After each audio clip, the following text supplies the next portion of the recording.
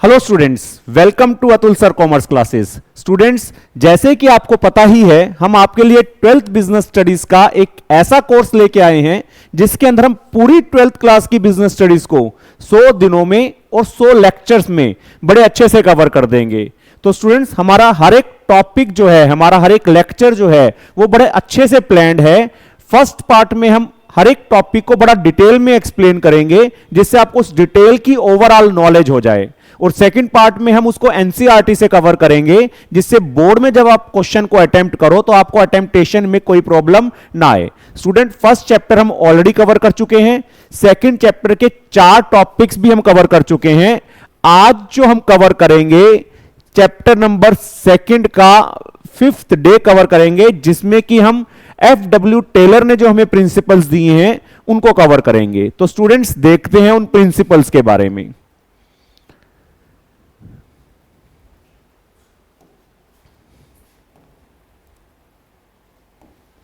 तो स्टूडेंट्स, सबसे पहले तो हमें समझ में आना चाहिए कि साइंटिफिक मैनेजमेंट क्या है। स्टूडेंट्स, हमारे सिलेबस में 2 एक्सपर्ट्स आएंगे जिन्होंने अपने अपने प्रिंसिपल्स दिए हैं।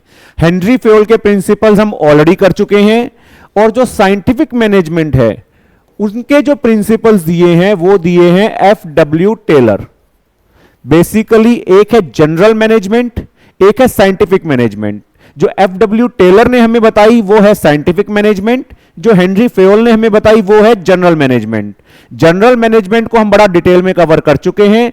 अब हम शुरू करेंगे साइंटिफिक मैनेजमेंट। तो सबसे पहले हमें पता होना चाहिए कि साइंटिफिक मैनेजमेंट का मतलब क्या है। स्टूडेंट्स, किसी भी काम को करने के 2 तरीके होते हैं। एक होता है जिसको हम बोलते हैं rule of thumb. Rule of thumb को हम ट्रायल एंड एरर मेथड भी बोल देते हैं, जिसके अंदर हमें एग्जैक्टली नहीं पता होता कि क्या करना है, हम ट्राई कर करके सीखते हैं। उसके अंदर बड़ी सारी वेस्टेजेस एसोसिएटेड होती हैं। और एक मेथड होता है साइंटिफिक मेथड। साइंटिफिक मेथड का मतलब एग्जैक्टली पता होना कि हम क्या करना चाहते हैं। नो कंफ्यूजन, हमें कोई कंफ्यूजन नहीं है। Knowing exactly what you want the people to do. जब हम काम कर रहे हैं तो हमें 100% दिमाग में क्लैरिटी है कि हम क्या करना चाह रहे हैं, और मेकिंग श्योर कि हम उस काम को बेस्ट तरीके से करें। तो काम को करने का रूल ऑफ थंब भी हो सकता है जिसमें हमें पता नहीं काम को कैसे करना है, हम ट्राई कर करके सीखते हैं। और साइंटिफिक मेथड का मतलब सबसे अच्छा मेथड है जिसके अंदर हम सब कुछ परफेक्ट तरीके से करते हैं, कोई भी कंफ्यूजन का स्कोप नहीं है। तो टेलर ने हमें साइंटिफिक मैनेजमेंट के बारे में सिखाया कि आपने चीजों को जो मैनेज करना है उनको साइंटिफिकली मैनेज करना है। तो कैसे मैनेज किया जाए, उसके लिए उन्होंने हमें 4 प्रिंसिपल्स दिए हैं और 7 टेक्निक्स दी हैं। आज हम पहले उनके 7 प्रिंसिपल्स के बारे में डिस्कस करेंगे।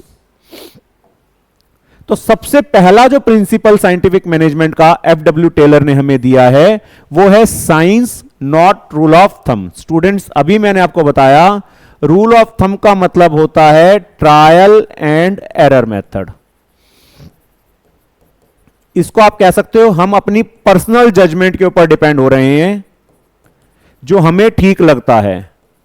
इसको कई बार कह देते हैं हम अपनी इंट्यूशन। इंट्यूशन का मतलब सिक्स्थ सेंस, हमारे अंदर से फीलिंग क्या आ रही है, हम उसके बेसिस पर डिसीजन ले सकते हैं, which may be right which may be wrong also. तो अगर हम ट्रायल एंड एरर मेथड को फॉलो करते हैं या पर्सनल जजमेंट पे डिपेंड रहते हैं तो वेस्टेज होगी, जिससे कि कॉस्ट ऑफ प्रोडक्शन जो है वो ज्यादा आएगी। FW टेलर कहते हैं कि हमें रूल ऑफ थंब के ऊपर डिपेंड नहीं रहना चाहिए। हर एक काम को करने के लिए एक साइंटिफिक मेथड होता है, that is one best method. किसी भी काम को करने का एक सबसे अच्छा मेथड होता है जिसको कि हम साइंटिफिक मेथड कहते हैं। हमें वो साइंटिफिक मेथड को पता करना है और फिर रूल ऑफ थंब को साइंटिफिक मेथड से रिप्लेस कर देना है। अब क्वेश्चन अराइज होता है वो सबसे अच्छा मेथड कैसे पता चले। तो टेलर कहते हैं जितने भी काम को करने के ट्रेडिशनल मेथड्स हैं, आप सभी ट्रेडिशनल मेथड्स को स्टडी करो, उनके अंदर जो भी बेस्ट प्रैक्टिसेस हैं, अच्छी प्रैक्टिसेस हैं, उन सभी प्रैक्टिसेस को कंबाइन करो और उन कंबाइन करके एक ऐसा मेथड डेवलप कर लो जिसके अंदर सारे पॉजिटिव पॉइंट्स इकट्ठे आ जाएं। तो हमें एक साइंटिफिक मेथड को डेवलप करना है और उस मेथड को ऑर्गेनाइजेशन में फॉलो करना है जिससे कि किसी टाइप की कोई वेस्टेज ना हो। तो रूल ऑफ थंब में तो हम ट्रायल एंड एरर पे डिपेंड रहते हैं जिसमें वेस्टेज हो सकती है। साइंटिफिक मेथड में हम सबसे पहले सबसे अच्छा मेथड फाइंड आउट करते हैं, ट्रेडिशनल मेथड्स को स्टडी करते हैं, उनमें से पॉजिटिव पॉइंट्स को इकट्ठा करके एक सबसे अच्छा मेथड डेवलप करेंगे जिसको कि हम ऑर्गेनाइजेशन में फॉलो करें ताकि हम अपने काम को साइंटिफिकली कर सकें। देन स्टूडेंट्स, सेकंड जो उन्होंने प्रिंसिपल दिया that is harmony not Discord. Harmony का मतलब होता है गुड रिलेशंस और डिस्कॉर्ड का मतलब होता है डिस्प्यूट्स।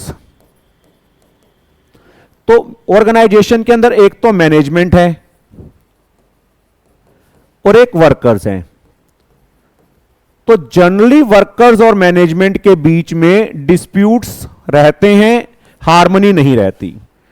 एफडब्ल्यू टेलर कहते हैं कि अगर मैनेजमेंट और वर्कर्स में डिस्प्यूट्स हैं, डिस्कॉर्ड है और हार्मनी नहीं है, अच्छे रिलेशंस नहीं है, तो उससे ना तो मैनेजमेंट का बेनिफिट होने वाला है ना ही वर्कर्स का। मैनेजमेंट को ऐसा लगता है कि वर्कर्स ज्यादा काम करना पसंद नहीं करते और वर्कर्स को लगता है मैनेजमेंट हमसे काम ज्यादा करवाना चाहती है और पैसे कम देना चाहती है। बट एफडब्ल्यू टेलर कहते हैं कि दोनों का पर्पस सेम है। मैनेजमेंट को क्या चाहिए? More productivity. वर्कर्स को क्या चाहिए? मोर सैलरीज एंड वेजेस। तो अगर दोनों अपने आउटलुक को एक दूसरे की तरफ चेंज कर लें, जिसको कि मेंटल रेवोल्यूशन कहा जाता है, जो उनकी सोच एक दूसरे की तरफ है उसको चेंज कर लें, वर्कर्स ज्यादा से ज्यादा काम करके प्रोडक्टिविटी को बढ़ा दें और मैनेजमेंट उस प्रोडक्टिविटी के बेनिफिट्स को वर्कर्स के साथ शेयर कर लें, उनकी सैलरीज बढ़ा दें, तो दोनों का ही टारगेट अचीव हो जाएगा। तो बेसिकली एफडब्ल्यू टेलर कहना चाह रहे हैं कि वर्कर्स और मैनेजमेंट में हार्मनी होनी चाहिए, डिस्कॉर्ड नहीं होनी चाहिए, लड़ाई झगड़े नहीं होने चाहिए, एक दूसरे को हेल्प करें। वर्कर्स ज्यादा से ज्यादा काम करें और मैनेजमेंट जब प्रोडक्टिविटी बढ़ जाए तो उसके बेनिफिट्स को वर्कर्स के साथ शेयर करें। आपकी बुक्स में एनसीईआरटी में एक जापानीज वर्क कल्चर का एग्जाम्पल दे रखा है, वहां पर वर्कर्स और मैनेजमेंट हार्मनी में एक दूसरे के साथ काम करते हैं। अगर वर्कर्स मैनेजमेंट से नाराज भी हैं तो वो अपने हाथों में ब्लैक बैज पहन के ज्यादा काम करते हैं जिससे कि मैनेजमेंट सिंपैथी दिखाए और उनको उनकी सैलरीज वगैरह जो है वो बढ़ा दे। वो किसी भी तरीके आपस में लड़ाई झगड़े नहीं करते हैं। तो एफडब्ल्यू टेलर भी यही कहना चाह रहे हैं कि वर्कर्स और मैनेजमेंट के बीच में हार्मनी होनी चाहिए, डिस्कॉर्ड नहीं होना चाहिए, दोनों को अपनी सोच को चेंज करना चाहिए। मैनेजमेंट को वर्कर्स के बेनिफिट्स के बारे में सोचना चाहिए और वर्कर्स को मैनेजमेंट के बेनिफिट्स के बारे में सोचना चाहिए। तो नेक्स्ट जो एफडब्ल्यू टेलर ने प्रिंसिपल दिया वो है कोऑपरेशन नॉट इंडिविजुअलिज्म। यह प्रिंसिपल हार्मनी नॉट डिस्कॉर्ड का एक्सटेंशन है, extension of harmony not Discord. Harmony not Discord में बेसिकली फाइनेंशियल मैटर्स की बात करी जा रही थी कि मैनेजमेंट को प्रोडक्टिविटी के गेन्स को वर्कर्स के साथ शेयर करना चाहिए। यहां पर बेसिकली डिसीजन मेकिंग में इन्वॉल्वमेंट की बात आती है। तो यह कंसेप्ट कहता है कि जब डिसीजंस लिए जाएं तो वर्कर्स और मैनेजमेंट आपस में कोऑपरेट करें, ना कि कंपीट करें। मींस वर्कर्स और मैनेजमेंट एक दूसरे की कोऑपरेशन के साथ डिसीजन लें। मैनेजमेंट को चाहिए कि जब भी इंपॉर्टेंट डिसीजंस लिए जा रहे हैं तो वर्कर्स को उन इंपॉर्टेंट डिसीजंस के अंदर इन्वॉल्व करें, वर्कर से भी पूछें उनके सजेशंस के बारे में, ताकि वर्कर्स भी अपना पूरा कोऑपरेशन दें। तो this principle says that workers and management should cooperate with each other. Management should include the workers in the decision making process. Whenever any important decision is being taken, workers should be involved in the decision making process. तो harmony not discord में जहां financial matters की बात हो रही थी, यहां एक दूसरे के साथ कोऑपरेशन की बात हो रही है। जब डिसीजंस लिए जा रहे हैं तो मिलकर डिसीजंस लिए जाएं ताकि अच्छे डिसीजंस लिए जा सकें। एनसीईआरटी में यहां पर भी जापानीज वर्क कल्चर के बारे में ही कहा गया है, जहां एक पैटर्नलिस्टिक स्टाइल ऑफ मैनेजमेंट को फॉलो करा जाता है। पैटर्नलिस्टिक का मतलब है पेरेंट्स की तरह। तो मैनेजमेंट वर्कर्स को अपने बच्चों की तरह ट्रीट करे और वर्कर्स मैनेजमेंट को अपने पेरेंट्स की तरह ट्रीट करें और मिलकर कोऑपरेशन में काम करें, एक दूसरे के साथ मिलकर काम करें, एक दूसरे के अगेंस्ट काम ना करें। देन लास्ट एक प्रिंसिपल जो उन्होंने दिया वो है development of each and every person to his or her greatest efficiency and prosperity. FW Taylor कहते हैं कि जब वर्कर्स को सेलेक्ट करो तो सेलेक्ट आप साइंटिफिकली करो, साइंटिफिकली सिलेक्शन होनी चाहिए। उसका मतलब क्या हुआ कि वर्कर्स की जो क्वालिफिकेशंस हैं और जो आप उसको जॉब दे रहे हो वो मैच करें। उसके बाद जब वर्कर ऑर्गेनाइजेशन में आ जाए तो उसके बाद आप उसको ट्रेनिंग दो, इस तरीके से ट्रेनिंग दो कि आप उसको फुल डेवलप कर दो, मतलब वर्कर के अंदर कोई कमी ना हो, वर्कर को अपना काम बड़े अच्छे से आता हो। अगर हर एक एम्प्लॉय ऑर्गेनाइजेशन के अंदर फुल्ली डेवलप हो जाए, हम उसको ट्रेनिंग दें, हम उसकी डेवलपमेंट करें और हर एक एम्प्लॉय परफेक्ट है तो वो मैक्सिमम आउटपुट देगा, जिससे कि वो भी प्रोस्परस होगा और ऑर्गेनाइजेशन की भी प्रोस्पेरिटी आएगी। तो that is development of each and every person to his or her greatest efficiency. जितने भी इंडिविजुअल्स ऑर्गेनाइजेशन में हैं, सपोज हमारी ऑर्गेनाइजेशन में 100 एम्प्लॉइज काम कर रहे हैं, तो 100 के 100 एम्प्लॉइज को हमने फुल्ली डेवलप करना है। हर एक एम्प्लॉय अपने बेस्ट एफर्ट्स देगा। अगर हर एक एम्प्लॉय अपने मैक्सिमम एफिशिएंसी के साथ काम करेगा तो उससे ऑर्गेनाइजेशन भी प्रोस्परस होगी और एम्प्लॉय भी प्रोस्परस होगा। तो साइंटिफिक मैनेजमेंट वर्कर्स की डेवलपमेंट की भी बात करती है कि जब वर्कर्स को आप सेलेक्ट करते हो तो सोच समझ के करो, उसके बाद उसको ट्रेनिंग देके उसको फुल्ली डेवलप करो, जो कि ऑर्गेनाइजेशन के बेनिफिट में भी होगा और वर्कर्स के भी बेनिफिट में होगा। तो एफडब्ल्यू टेलर ने ये 4 प्रिंसिपल्स करे। स्टूडेंट्स अब एनसीईआरटी में देखते हैं कि इसके बारे में क्या गिवन है, ताकि बोर्ड में जब आए तो आपको यह पता हो कि हमने अटेम्प्टेशन कैसे करनी है। तो principles of scientific management by FW Taylor, meaning मैंने आपको बताया। डेफिनेशन अगर आ जाती है तो scientific management means knowing exactly what you want man to do. आपको एग्जैक्टली पता होना चाहिए कि आप लोगों से क्या काम करवाना चाह रहे हैं, and seeing that they do it in the best and the cheapest way. और इस चीज को देखना कि वो काम को सबसे अच्छे तरीके से करें, और चीपेस्ट का मतलब कम से कम कॉस्ट पे करें। एक और डेफिनेशन भी गिवन है, scientific management also implies conducting business activities according to standardized tools. हर एक टूल्स जो आप यूज कर रहे हो वो स्टैंडर्डाइज हो, फिक्स हो, पहले से पता हो कि क्या टूल्स यूज करने हैं, क्या मेथड्स यूज करने हैं, और ट्रेंड वर्कर्स हो हमारे, जिनको 100% से काम करना आता हो, तभी आउटपुट बढ़ेगा, क्वालिटी भी अच्छी आएगी, कॉस्ट भी कम होगी और वेस्टेज भी कम होगी। तो बेसिकली परफेक्शन चाहिए, हर एक काम को हमने बिल्कुल अच्छे ढंग से परफेक्टली करना है, ट्रायल एंड एरर के ऊपर डिपेंड नहीं रहना। स्टूडेंट एनसीईआरटी में एफडब्ल्यू टेलर के बारे में थोड़ा सा इंट्रोडक्शन है, उसको थोड़ा सा रीड कर लेना। बोर्ड में जनरली इनके क्वेश्चंस नहीं आते। उनका बर्थ जो हुआ था 1856 में, डेथ हुई थी 1915 में। वो अमेरिकन मैकेनिकल इंजीनियर थे। डिग्री उनको मैकेनिकल इंजीनियरिंग में मिली थी स्टीवंस इंस्टीट्यूट से। उनके काम को generally principles of scientific management के नाम से जाना जाता है। देन प्रिंसिपल्स में सबसे पहला जो प्रिंसिपल हमने करा, science not rule of thumb. मैंने आपको बताया rule of thumb implies relying on personal judgement और इंट्यूशन। जब आप पर्सनल जजमेंट के ऊपर डिपेंड करते हो, इंट्यूशन का मतलब हमारे अंदर से क्या आवाज आ रही है, हमारी सोच क्या है, उसके ऊपर डिपेंड करते हो, उसको हम रूल ऑफ थंब कह सकते हैं, जो कि गलत भी हो सकता है। It is also known as trial and error approach. उसको हम ट्रायल एंड एरर अप्रोच कहते हैं कि ट्राई करके देखते हैं, ठीक भी हो सकता है, गलत भी हो सकता है। Taylor believed that there was only one best method to maximise the efficiency. Taylor कहते हैं कि हमें ट्रायल एंड एरर पे डिपेंड नहीं रहना चाहिए। हर एक काम को करने का एक सबसे अच्छा मेथड होता है, जिसको कि साइंटिफिक मेथड कहा जाता है। The method so developed should substitute rule of thumb throughout the organisation. वो कहते हैं कि एक सबसे अच्छा मेथड डेवलप करो। डेवलप कैसे करो वो मैंने अभी आपको बताया। जितने भी ट्रेडिशनल मेथड्स होंगे, आप सभी ट्रेडिशनल मेथड्स को स्टडी करो, उनमें जो सबसे अच्छी प्रैक्टिसेस आपको नजर आएंगी, उन प्रैक्टिसेस को इकट्ठा करो और एक मेथड डेवलप कर दो, जिसको साइंटिफिक मेथड कहा जाएगा, जिसको आप ऑर्गेनाइजेशन में इंप्लीमेंट करोगे। Scientific method involve investigation of traditional methods to work study. जितने भी ट्रेडिशनल मेथड्स स्टडी करो, बेस्ट प्रैक्टिसेस को यूनिफाई करो और एक स्टैंडर्ड मेथड डेवलप कर दो, जिसको कि आप पूरी ऑर्गेनाइजेशन में फॉलो करोगे। तो we should not depend on rule of thumb, we should follow the scientific method. वैसे रूल ऑफ थंब का मतलब होता है जो अंगूठा टेक लोगों ने मेथड्स बनाए थे, हमें वो पुराने मेथड जिनके पीछे कोई लॉजिक नहीं था, जिनके पीछे कोई एक्यूरेसी नहीं थी, हमें ऐसे मेथड्स को नहीं फॉलो करना चाहिए। लॉजिकली साइंटिफिक मेथड्स को डेवलप करना चाहिए, उनको फॉलो करना चाहिए, जिससे कि एफिशिएंसी बढ़े। देन सेकंड है हार्मनी नॉट डिस्कॉर्ड। हार्मनी का मतलब मैंने बताया पीस, गुड रिलेशंस, डिस्कॉर्ड का मतलब लड़ाई झगड़े। There always exists a possibility of conflict between the managers and the workers. Taylor कहते हैं कि मैनेजर्स और वर्कर्स के बीच में हमेशा कन्फ्लिक्ट्स होने के चांसेस रहते हैं। Taylor recognised that this conflict help none. Taylor कहते हैं कि इस कंफ्लिक्ट से किसी को भी हेल्प नहीं मिलेगी, ना वर्कर्स का फायदा होगा, ना मैनेजर्स का फायदा होगा, ना फैक्ट्री ओनर्स का फायदा होगा।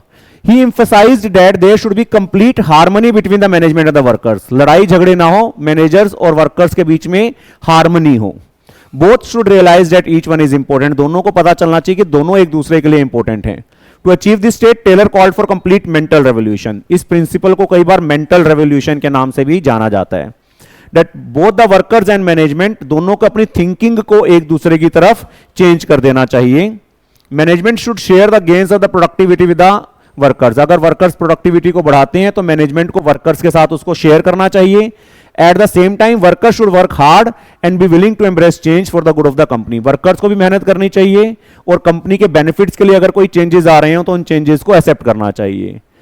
जैपनीज वर्क कल्चर का उन्होंने एग्जांपल दिया है। जैपनीज वर्क कल्चर में पैटर्नलिस्टिक स्टाइल ऑफ मैनेजमेंट को फॉलो करा जाता है, जहां पर की कंप्लीट मैनेजमेंट और वर्कर्स के बीच में ओपननेस है। मैंने आपको बताया अगर वर्कर्स स्ट्राइक पे भी जाएंगे तो ब्लैक बैच पहन के जाएंगे, जिससे कि मैनेजमेंट की सिंपैथी उनको मिल सके। तो मैनेजमेंट और वर्कर्स वहां पर आपस में लड़ाई झगड़े नहीं करते हैं, डिस्कॉर्ड नहीं रखते हैं, हार्मनी के साथ काम करते हैं। Then cooperation not individualism. This principle is an extension of harmony not discord. 1 mark में आ जाता है तो आपको पता होना चाहिए ये हार्मनी नॉट डिस्कॉर्ड की अगली स्टेज है, नेक्स्ट स्टेज है। Competition should be replaced by cooperation. Workers और मैनेजमेंट एक दूसरे से कंपीट ना करें, एक दूसरे के साथ कोऑपरेट करें। Both management and workers should realise that they need each other. दोनों को रियलाइज होना चाहिए कि दोनों को एक दूसरे की जरूरत है। For this management should not close its ears to any constructive suggestions made by the employees. तो वर्कर्स अगर अच्छे सजेशंस लेके आते हैं तो हमें उनको सुनना चाहिए। They should be rewarded for their suggestions which result in substantial reduction in cost. अगर वो अच्छे suggestions लेके आ रहे हैं जिससे खर्चे कम हो रहे हैं तो हमें उनको रिवार्ड भी देना चाहिए। They should be the part of the management and if any important decisions are taken, workers should be taken into confidence. Workers को हमें मैनेजमेंट का पार्ट मान के चलना चाहिए और अगर कोई इंपॉर्टेंट डिसीजंस ले रहे हैं तो वर्कर्स भी उसके अंदर इन्वॉल्व होने चाहिए। वर्कर्स को भी चाहिए कि वो स्ट्राइक्स पे ना जाएं और अनरीजनेबल डिमांड्स मैनेजमेंट से ना करें। इस प्रिंसिपल के अंदर भी पैटर्नलिस्टिक स्टाइल ऑफ मैनेजमेंट की बात करी गई है जैपनीज वर्क कल्चर में, जहां पे कि एम्प्लॉयर जो हैं वर्कर्स को अपने बच्चों की तरह ट्रीट करते हैं और वर्कर्स मैनेजमेंट को अपने पेरेंट्स की तरह ट्रीट करते हैं, जहां पर दोनों कोऑपरेशन के साथ काम करते हैं, मिलकर काम करते हैं, एक दूसरे के साथ कंपीट करने के बजाय एक दूसरे की हेल्प करते हैं। एंड द लास्ट जो हमने प्रिंसिपल करा that is development of each and every person to his or her greatest efficiency and prosperity. तो scientific management also stood for workers development. मैंने आपको बताया साइंटिफिक मैनेजमेंट वर्कर्स की डेवलपमेंट की बात करती है।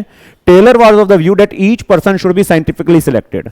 टेलर कहते हैं हर एक आदमी को, हर एक वर्कर को आपने साइंटिफिकली सिलेक्ट करना है। जो आप उसको काम दोगे वो उसकी फिजिकल एबिलिटीज, मेंटल एबिलिटीज और इंटेलेक्चुअल एबिलिटीज। फिजिकल एबिलिटीज आपको पता है मेंटल दिमाग से रिलेटेड और इंटेलेक्चुअल वो कितना अच्छे ढंग से सोचता है, उन सभी के हिसाब से हमने उसको काम देना है। To increase efficiency they should be given the required training.